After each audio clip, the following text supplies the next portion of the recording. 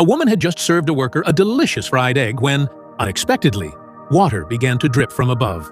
The worker didn't have time to react, and sadly, the egg was washed onto the floor. The woman, eager to help, immediately offered to cook a new one, but the kind-hearted worker graciously declined.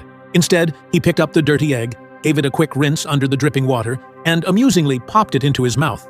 This humorous scene brought laughter to everyone around, and the woman was touched by the warm and light-hearted atmosphere. However, a few days later, things took a surprising turn when an elderly woman began angrily pelting her with eggs. The workers stood by, silent and unsure of how to respond. It was revealed that just days earlier, the old woman's son, who was one of the workers, had tragically died in a tunnel collapse while heroically trying to save the woman's husband who was trapped inside.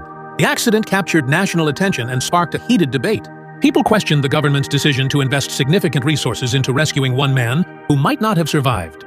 Parliament eventually voted to abandon the rescue operation. The mining company, looking after its interests, pressured the woman to sign papers agreeing to halt the rescue for her daughter's sake. With a heavy heart, she reluctantly agreed, and all rescue efforts came to an immediate halt. The woman was instructed to announce on the radio that she was voluntarily giving up on the rescue, but she found herself unable to utter those words, fearing that her husband might still be alive and desperately waiting for help that might never arrive. Miraculously, her husband was indeed alive.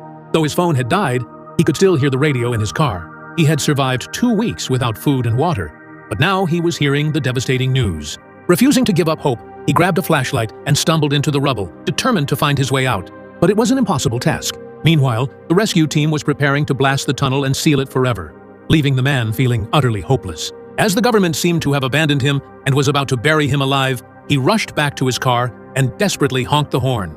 Fortunately, just as the team was about to detonate, the team leader noticed something. The sonar detector was suddenly picking up a signal.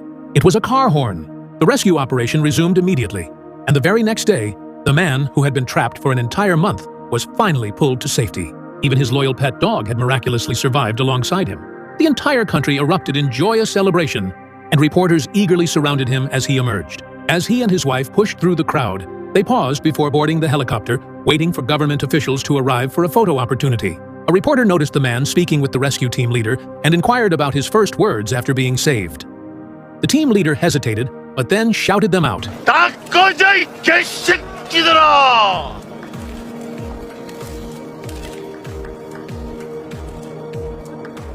Leaving everyone momentarily stunned.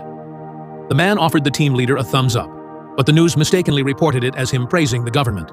Government officials seized the moment to make hollow speeches about prioritizing the lives of the people. Meanwhile, the rescue team leader was unfairly demoted to working as a security guard at a gatehouse.